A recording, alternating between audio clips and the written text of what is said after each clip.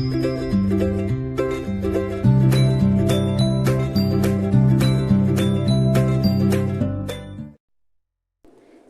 good day everyone! Today we make our risotto salad. Gagawa tayo ng panibagong salad, mga ka-OFW.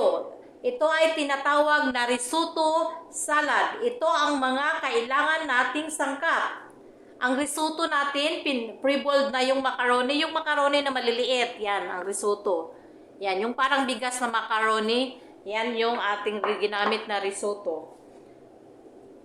Tomato, green olives cut, black olives cut, ating roca or gergear, ating parsley chop, at saka ang ating nuts. Ngayon, ihalo natin ang ating mga gulay dito sa ating pasta. Ito yung pasta natin, ang risotto. Kunting olives,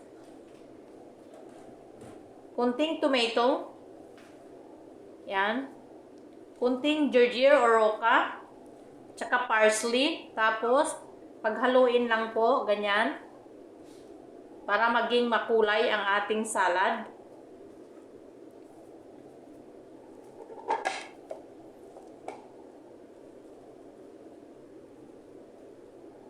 Ang mga among mahilig sa pasta, pwedeng gawin ng pasta salad. Ito, pasta ito, yan.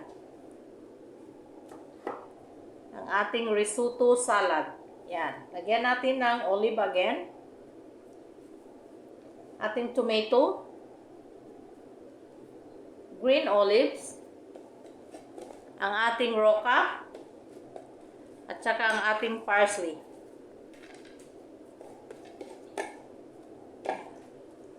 Paghaluin lang ulit.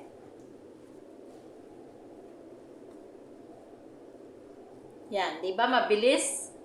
At saka easy lang ang ating salad. Yan. Tapos, ilalagay na natin ating tomato sa taas. Tomato. Lagyan natin ulit. Ating olives. Paghaluin natin ito.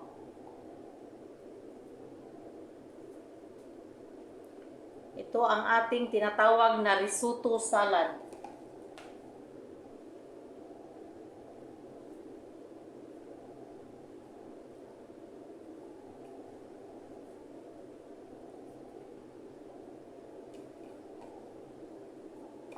Yan. Ganun lang po kabilis ang ating salad.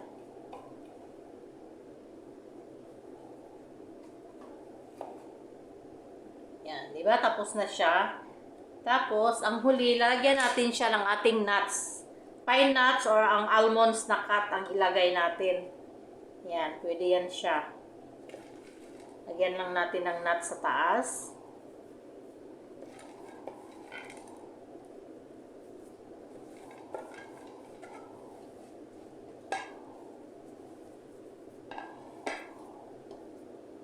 Yan.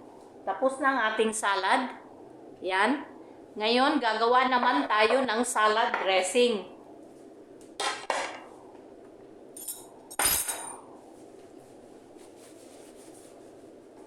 Ito ang mga kailangan nating sangkap. Balsamic, powder garlic powder, lemon, salt, mustard, pepper, and ang ating olive oil. Paghaluin natin dito sa ating mixing bowl. Olive oil, 1/2 cup olive oil. 5 tablespoon balsamic vinegar.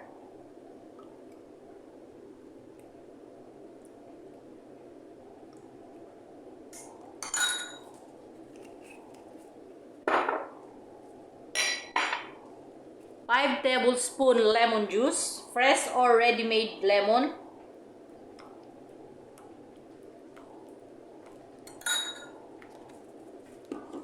A pinch of salt. Pinch of black pepper. 1 teaspoon garlic powder.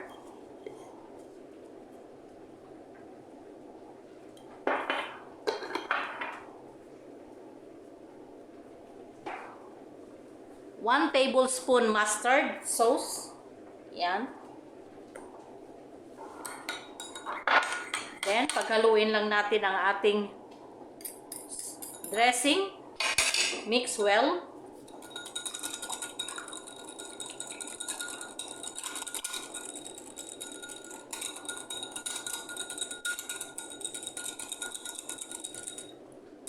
Yan.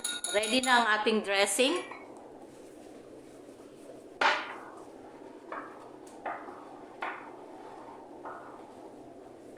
Ito ang ating salad dressing ng risotto. At ang ating risotto salad. Yan. Tapos na ang ating salad. Tatakpan lang natin ito para mamaya ready to serve na siya. Maraming salamat sa ulitin.